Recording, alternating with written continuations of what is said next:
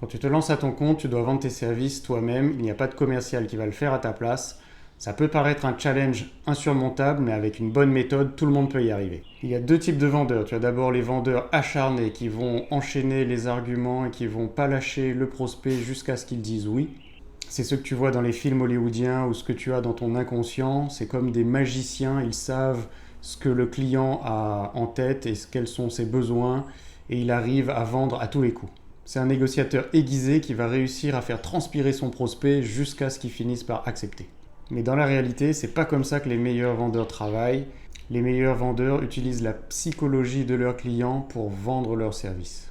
Personne n'aime faire face aux vendeurs acharnés, même s'ils ont de la réussite à court terme. Ce n'est pas quelque chose que tu as envie de vivre et donc c'est pas une méthode de vente que tu vas pouvoir appliquer si tu veux avoir une carrière de freelance qui est prospère. Et une carrière de freelance prospère, c'est qu'un client t'amène un deuxième client qui va devenir de plus en plus facile à avoir. Alors que si tu forces tes clients à signer, eh bien ils n'auront pas envie de te recommander et tu vas avoir du mal à faire une carrière pérenne.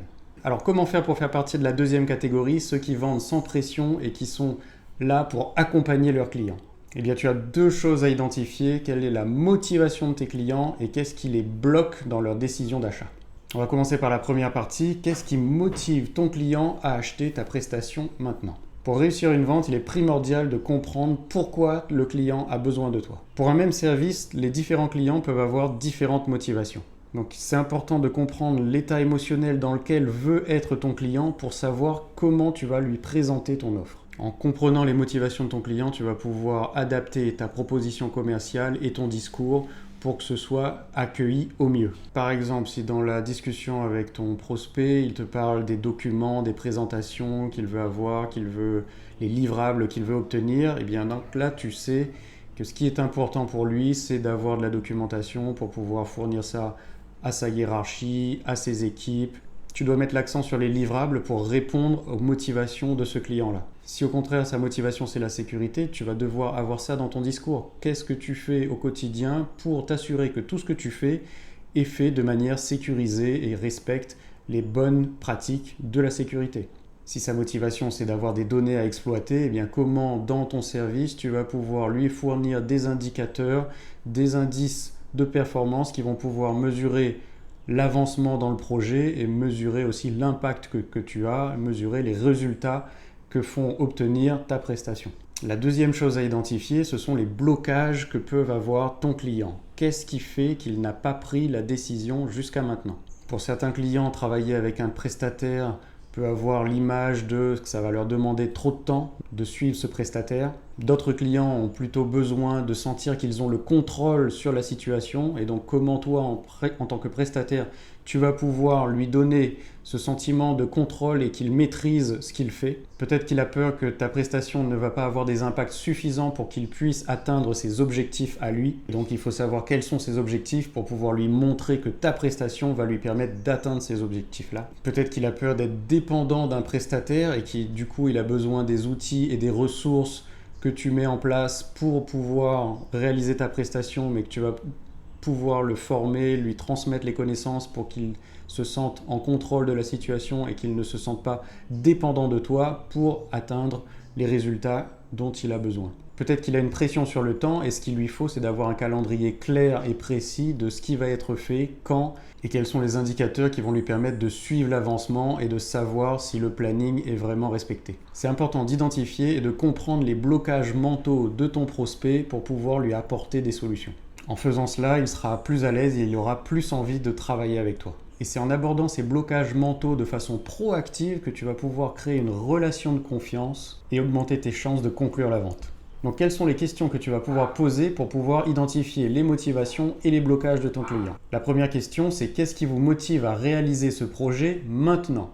Et le maintenant est important parce qu'il va mettre en lumière quel a été le déclencheur qui fait qu'il a envie de se lancer dans ce projet-là. Donc cette question va t'aider à comprendre les motivations de ton client.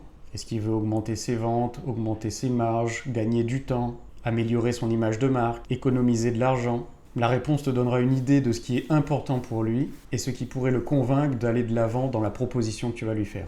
La deuxième question, c'est qu'est-ce qui vous retient pour prendre la décision? Avec cette question, tu vas pouvoir identifier les blocages qu'il a qui font qu'il est en attente de prise de décision. Est-ce qu'il a peur de prendre un risque financier? Est-ce qu'il a peur de prendre un risque pour sa position dans la hiérarchie? Est-ce qu'il a peur? Est-ce qu'il a besoin d'une validation de sa direction avant de pouvoir prendre la décision? Est-ce qu'il y a quelqu'un d'autre que tu devrais rencontrer qui est décisionnaire dans ce projet-là pour pouvoir avancer dans ta proposition? Et donc tu dois essayer de clarifier ça un maximum pour enlever tous les blocages qui pourraient arriver dans la vente. La troisième question, c'est comment il peut mesurer le succès de ce projet. Qu'est-ce que c'est un projet réussi pour lui? Avec ça, tu vas comprendre ses objectifs et apporter une réponse adaptée avec ta proposition. Est-ce qu'il est en recherche d'un retour sur investissement? Est-ce qu'il veut de la satisfaction client? Est-ce qu'il veut plus de ventes? Est-ce qu'il veut augmenter sa marge? Est-ce qu'il veut baisser ses dépenses? Est-ce qu'il veut augmenter sa notoriété? Chaque client a des besoins spécifiques et donc tu dois apporter ta proposition qui répond aux besoins spécifiques de ce client-là. La quatrième question, c'est comment prenez-vous les décisions dans votre entreprise? C'est très important de savoir quel est le process de décision pour savoir à qui tu dois t'adresser, quels sont tous les interlocuteurs que tu dois avoir dans ta discussion pour faire une vente, pour pouvoir clarifier ce que tu fais et clarifier les besoins et les blocages de chacun des intervenants pour pouvoir ensuite les adresser tous et au final faire la vente, réaliser cette vente en prenant en compte toutes les parties prenantes de cette chaîne de décision. Et une dernière question, c'est quels sont les avantages importants que vous souhaitez obtenir avec ce projet? Cette question te permet de savoir quel est l'avantage spécifique qui est important pour lui. Et répondre à cela va te permettre de te démarquer de la concurrence pour montrer que toi, tu as cet avantage spécifique qui fait que cette mission va être une réussite. Si le soloprenariat t'intéresse, clique sur le premier lien dans la description, on te partage des ressources et comment on avance dans cette aventure du soloprenariat. Et si cette vidéo t'a plu, abonne-toi, fais sonner la cloche pour ne pas rater les prochaines vidéos et avoir une carrière de solopreneur qui réussit.